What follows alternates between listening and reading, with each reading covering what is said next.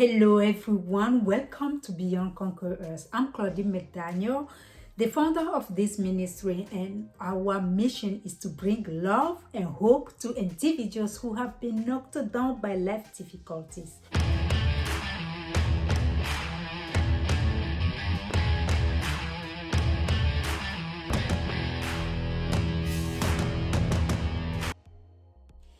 Today we are going to speak about do not take matters in your own hands.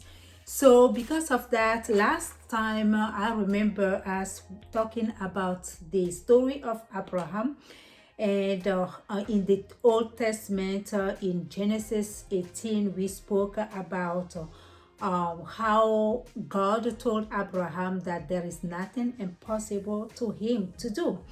And Abraham, and he made them a promise, and Abraham and Sarah, they were waiting on that promise to come to pass. And today we are going to continue the story, and we are going to continue a little teaching regarding that.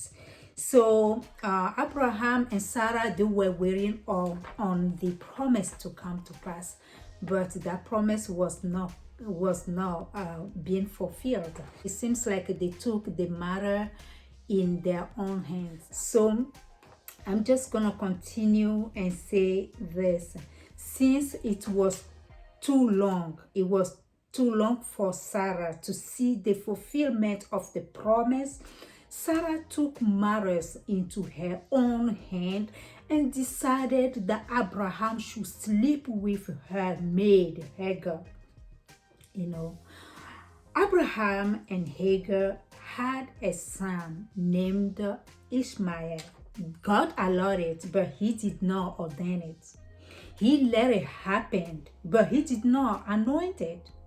So why did God allow that to happen at the first place if he was not going to anoint it? It is because he was honoring their free will. God gives us free will. Even though he has his promises installed for us, he also gives us a free will. So Sarah took the matters in her own hand, and then she asked her husband to sleep with Hagar. And God allowed that, but he did not ordain it, which serves as a lesson today, that he can allow things that he doesn't necessarily anoint. So you too, my friend, you have a free will. You can choose between good and bad. You can follow Jesus or decide not to follow him. You can choose to do what he tells you to do, or you can choose not to do what he tells you to do. Because of his free will that he gave us. You can decide to wait on that promise, the promise that he has given you. You can decide to wait on that promise to come to pass, or you can decide to take matters in your own hand. However, my advice to you is to wait on the Lord. Please, my dear friend, wait on the Lord. And if you wait on the Lord, his promise, what he has promised you, is going to come to pass.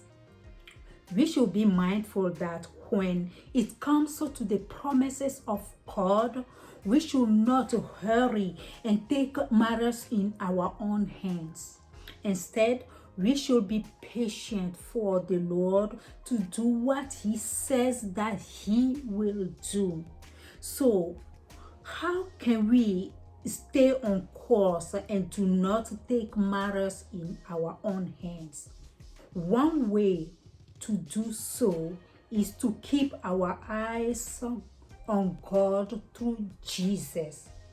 Focus our attention on the promise the one who gave us that promise. We just need to focus our attention on him, pay attention on him. And then we need to remember that God is faithful. God is faithful to bring about what he promises. He is faithful. Our God is faithful.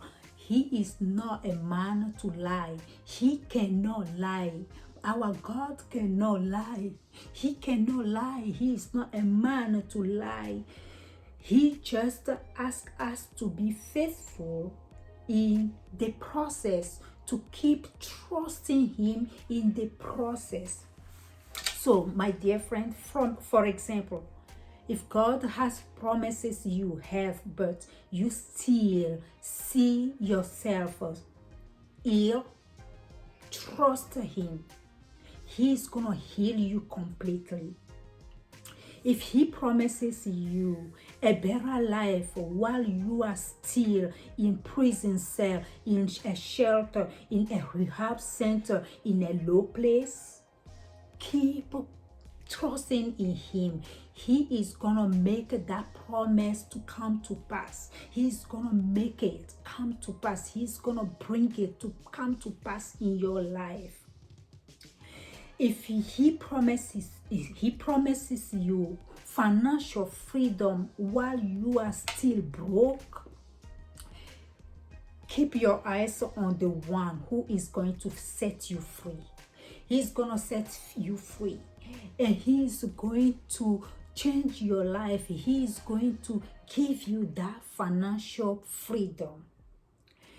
If he promises you prosperity while you are still facing hardship, failure, and insecurity, anxiety, trust in him.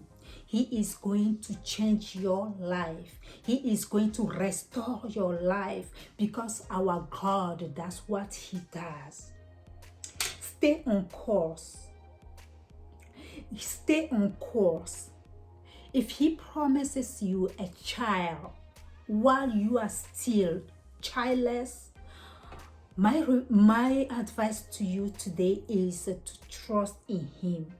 He's gonna give you that child. Stay on course. The promise is coming to pass. It's gonna come to pass. As the story in chapter 18 continues, God made Abraham and Sarah a specific promise, which did not make sense. The odds were against them because of their ages. You know, Abraham was 100, and then Sarah was 90 years old. By this time, it had been 13 years since God has given them the promise. They had seen no sign of that promise for a long time. So what do you do, my dear friend? What do you do when you have waited so long and somebody is telling you that the impossible is still possible? What do you do? What do you do when the promise is just does not make sense? What do you do when that promise does not make sense? You just have to decide in your heart not to give up in doubt. Do not doubt, because that promise is still coming. The promise is still on the way. The Lord does not make a mistake. He's still going to make it to come to pass in your life. I know that it's not easy to do, to just wait 1 year, wait 2 years, wait for months, wait for days. It's not easy to do, but believe me, doubting hinders the progress to our promise. It paralyzes us and keep us stagnant. So we don't want to do that. However, when we replace doubt with faith, we give God something to work with. It is easy to be skeptical when the odds are against us. But I encourage us today to trust God, to keep His word. When we replace doubt with faith, trust that God will do His part and release the blessings that opens the heavens, that opens the doors.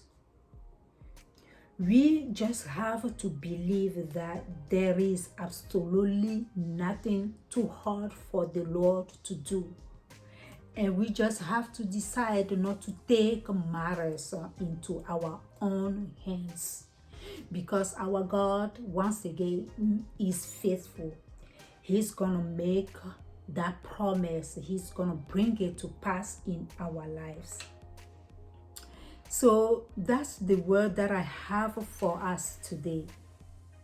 So this personally, the story of Abraham and the way they waited on the Lord until they became discouraged, and the way they took the matters in their own hands, that has served me a lesson, a great lesson. And then the first lesson is to keep my eyes on the Lord, the one who gives me the promise. And the second lesson is not to hurry and take matters in my own hands. So I encourage you, my viewer, also today, that what the Lord has promised you, He will do. And please do not take matters in your own hands, because He's still on the throne. He's the God, the powerful God. He knows what you need, and He knows exactly what time you need it. Thank you so much for watching this video. For more information about Beyond Conquerors, please go to our website www.beyondconquerors.org. And also you can see us on Facebook, Instagram, and Twitter. You can write us at info@beyondconquerors.org. Please do not forget to subscribe to this channel so you can be able to receive our weekly messages. May the Lord bless you. May the Lord keep you. May the Lord protect you. And see you next time. Stay safe. Bye-bye.